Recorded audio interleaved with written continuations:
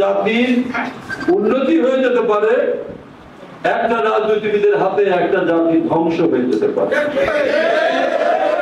একজন ডাক্তার যদি ভুল করে একটা রোগী মরবে, একজন ডাক্তার যদি ভুল করে একটা রোগী মরবে, একজন রাজনীতিবিদ যদি ভুল করে সমস্ত জাতি শেষ হয়ে যাবে। শেখ মুজিব যদি ঠিক মতো দেশ শাসন করত তাহলে কিন্তু এই বাংলাদেশ আজকে ভিয়েতনামের চাইতে আগায় যাইত, মালয়েশিয়ার চাইতে আগায় যাইত। শেখ মুজিবের ভুল রাজনীতি, ভুল পদক্ষেপ, ভুল ভাবে রাষ্ট্র চালানো, ভুল ভাবে সরকার চালানোর কারণে আজকে 54 বছর আমরা জন্ম থেকে চলছি। ওই যে ট্রাকের উপরে লেখা দেখি, ট্রাকের যেটার মধ্যে তেল নেয় না, ওটার মধ্যে লেখা দেখে জন্ম থেকে জ্বলছি। তো জন্ম থেকে তো আমরা জ্বলছি। 54 বছর আগে যে জন্ম আমাদের একটা বিরাট শব্দ করে, বিরাট চিৎকার করে, একটা বাচ্চা ভূমিষ্ঠ হলে চিৎকার করে না, একটা বাচ্চা নতুন জন্ম নিলে ভূমিষ্ঠ হলে চিৎকার করে, জানানি দেয় যে আমি আসছি। 54 বছর আগে সেই জানানি ছিল সশস্ত্র মুক্তিযুদ্ধ। সেই সশস্ত্র মুক্তিযুদ্ধের ভেতর দিয়ে আমরা যে রাষ্ট্র পেলাম, সেই রাষ্ট্রটা শেখ মুজিব পরিচালনা করতে ব্যর্থ হলো, কারণ শেখ মুজিবের আমার বিবেচনায় প্রজ্ঞা ছিল না। তাহলে তো এটা হওয়ার কথা না। তারও পরিবার ধরে এরকম নৃশংস হত্যাকাণ্ডের শিকার হওয়ার কথা না। শেখ মুজিব এসেই আপনারা দেখছেন তাজউদ্দিন আহমেদের, তাজউদ্দিন, আমি খুব দুঃখ করে বলি, বুঝছেন, আমাদের দেশের পলিটিশিয়ানদের প্রবলেম কি জানেন? জ্ঞানী না, প্রজ্ঞাবান না। আমাদের দেশের রাজনীতিবিদরা আপনার বেশি দূরে দেখতে পায় না।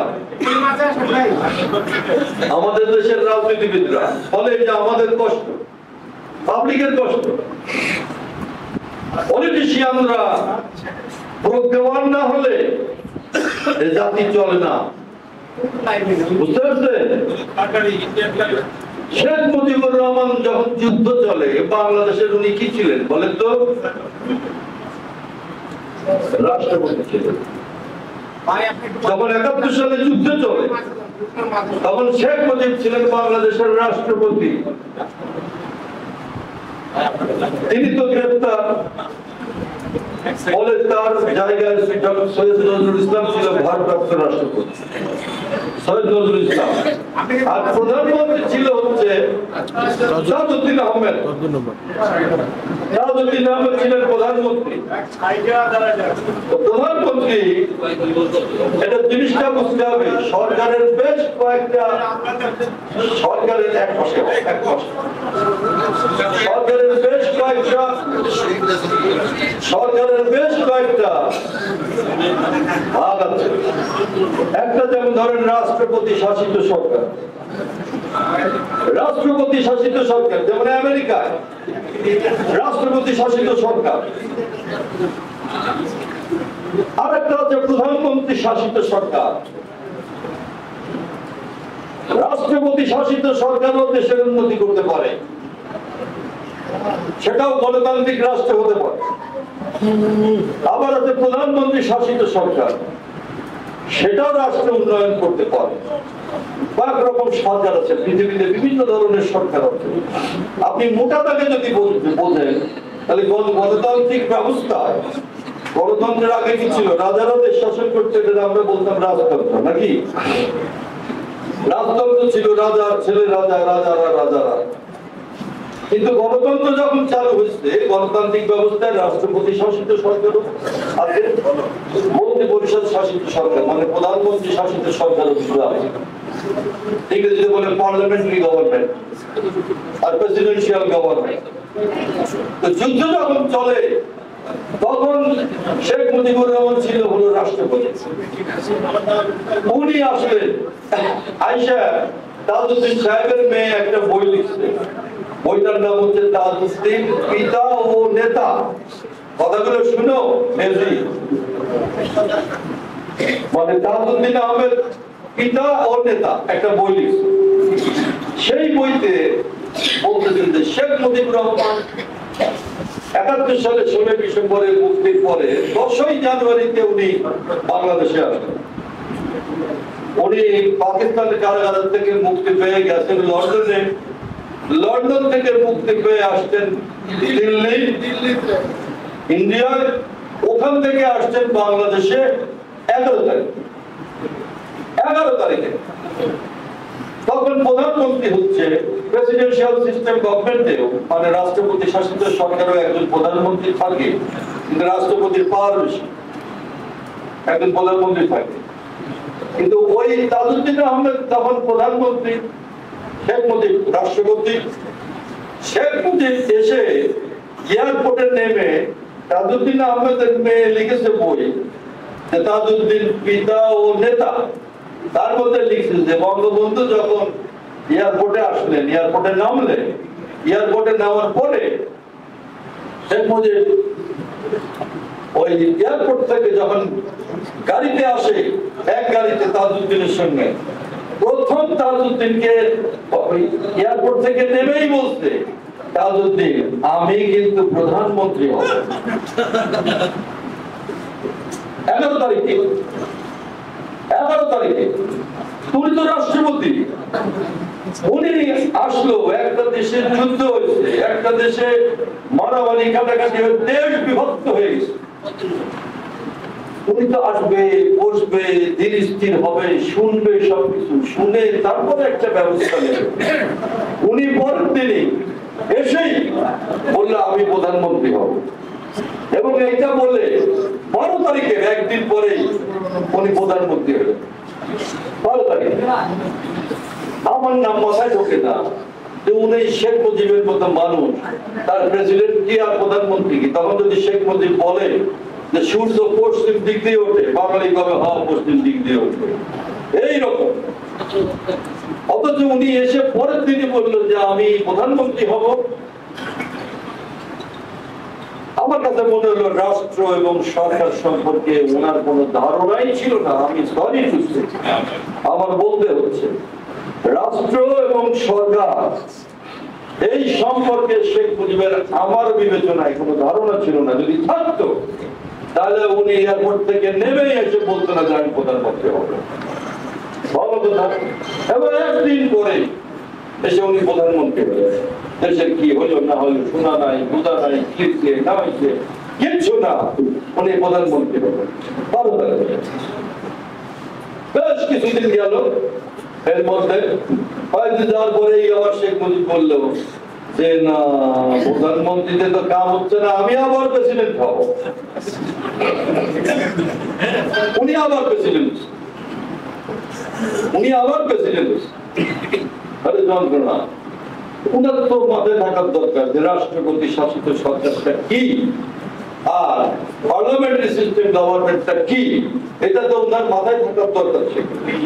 উনার মাথায় নাই বলে উনি মনে করছে প্রধানমন্ত্রী ভালো। আমার মাঝে মাঝে মনে হয়, এর কিছু মনে করেন না, আমার মনে হয় যে উনি লন্ডনে যা দেখছে প্রধানমন্ত্রীর পাওয়ার বেশি, তারপরে দিল্লি এসে আসে দেখছে প্রধানমন্ত্রীর পাওয়ার বেশি। ওখানে তো মানে আপনার পার্লামেন্টারি সিস্টেম অফ গভর্নমেন্ট, মানে প্রধানমন্ত্রীর সরকার। উনি বাংলাদেশে এসে কিছু আমি প্রধানমন্ত্রী হব। কয়েকদিন পরে দেখছি জানা এই প্রধানমন্ত্রীগিরি করে খুব আরাম পাচ্ছিলেন। স্পিকার আসলে উঠে খারাপ লাগে, স্পিকারের প্রেসিডেন্টের স্থান পাওয়া লাগে, মহাযন্ত্রণা। তখন উনি করছে না আমি প্রেসিডেন্ট হবো, এবং উনি রাষ্ট্রপতি। চিন্তা করেন, একটা মানুষ প্রেসিডেন্ট ছিল 3 বছরের ভিতরে, সে বলে আমি প্রধানমন্ত্রী হব। কয়েকদিন পরে সে কয় আমি আবার প্রেসিডেন্ট হব। তারপরে সে বলছে যে না, প্রধানমন্ত্রী প্রেসিডেন্ট কিছুই হব না, সংবিধান সংশোধন করো, 4th অ্যামেন্ডমেন্ট, 4th সংশোধন।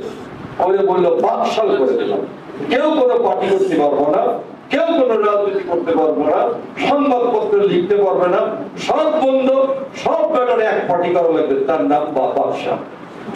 নিজের পার্টিও ডিসলভ করে বললো বাকশাল করো। যে মানুষটা দীর্ঘদিন ধরে গণতন্ত্রের জন্য লড়াই করেছে, সেই লোকটা বাকশাল কায়েম করে দিল, আমার মাথার মধ্যে ঢোকে না। ওই জন্য আমি বলি প্রজ্ঞার অভাব, জ্ঞানের অভাব, আপনি রাস্তায় আন্দোলন করেছেন, ভালো কথা। আপনি বড় ডাক্তার, কিন্তু আপনার প্রজ্ঞার অভাব। আপনি বুঝেন নাই রাষ্ট্রটা কি আর সরকারটা কি। এইটা না বোঝার কারণে গোটা বাংলাদেশ ভয়ঙ্কর একটা অবস্থার মধ্যে চলে গেল, এবং শেখ মুজিবের মতো মানুষ বুঝতে পারলো না যে দেওয়ালের বাইরে কি হচ্ছে। এবং ফলে 15ই আগস্ট এবং তারপরে 7ই নভেম্বর অনেক ঘটনা নয় কিছু বলেছি। এবং তারপরে দেখা গেল হঠাৎ একটা মানুষ, একেবারে অখ্যাত একজন মানুষ, যার নামই নাই, ইতিহাসে এটা হয়। ওই 71 সালের যুদ্ধের সময় যেমন আওয়ামী লীগের সমস্ত লোকজন ভাগে চলে গেল, কেউ বললো না যে স্বাধীনতা ঘোষণা করলাম। ওই বইতেই ওই তাজউদ্দিন আহমেদের মেয়ে ওই বইতেই লিখেছে যে শেখ মুজিবুর রহমানকে বারবার বলা হয়েছে যে আপনি স্বাধীনতার ঘোষণাটা রেকর্ড করে দিয়ে যান। মেশিন নিয়ে গেছে তাজউদ্দিন আহমেদ, রেকর্ড করে দেন, আপনি একটা ভাষণ রেকর্ড করে দিয়ে যান। হঠাৎ যদি ধরা পড়েন তাহলে পরে ভাষণটা যেন আমরা বজাইতে পারি। শেখ মুজিব কইছে, এই ভাষণ টাষণ দেওয়া লাগবে না, তাকে তেল দিয়ে ঘুমাও গা, হরতাল ডাকছি পরশুদিন। তারপরে শেখ মুজিব বুঝতে পারতেছে না, পাকিস্তানি আর্মিরা আসতেছে, চারিদিকে ঘিরে ফেলতেছে, পাকিস্তানি আর্মিরা এখানে আক্রমণ করবে। শেখ মুজিবের মতো লোক বুঝতে পারতেছে না, প্রজ্ঞার অভাব। এবং সে বাড়িতেই শুয়ে থাকলো এবং সারেন্ডার করলো। অনেক বিষয়। সুতরাং আপনি দেখেন যে শেখ মুজিবের মতো মানুষ রাজনীতি করেছে, কিন্তু প্রজ্ঞার অভাবে, জ্ঞানের অভাবে সেই মানুষটা কিভাবে ধ্বংস হয়ে গেল, কিভাবে সপরিবারে বিনাশ হয়ে গেল। এবং সেখানে একটা প্রজ্ঞাবান মানুষ 71 সালে শহীদ প্রেসিডেন্ট জিয়াউর রহমান, তখন সে মেজর, সে কালুরঘাটে যায় ঘোষণা দিল স্বাধীনতার ঘোষণা। এটাকে প্রজ্ঞা বলে, এইটাকে জ্ঞান বলে, এইটাকে বলে দূরে এসে দেখতে পায়। সেই একই লোক 75-এর পরে সে যখন চাকরি করে, যখন এইখানে 7ই নভেম্বর ঘটলো, সেই একই লোক প্রজ্ঞার কারণে সে বাংলাদেশের দায়িত্ব ভালো করে। সুতরাং আপনাকে বুঝতে হবে যে এই যে আমি 5 মিনিটে শেষ করে দেবো, এই কারণেই শহীদ প্রেসিডেন্ট জিয়াউর রহমান ক্ষমতায় আসার সাথে সাথে এই পরিস্থিতি নিয়ন্ত্রণে চলে আসলো। চাউলের দাম, আইন শৃঙ্খলা, সমস্ত কিছু নিয়ন্ত্রণে চলে আসলো। আমি আপনাদের বলবো যে আপনাদের বুঝতে হবে, রাজনীতি আমরা যারা করি আমাদের জন্য, আমরা যদি একটু জ্ঞান চর্চা করার চেষ্টা করি, বোঝার চেষ্টা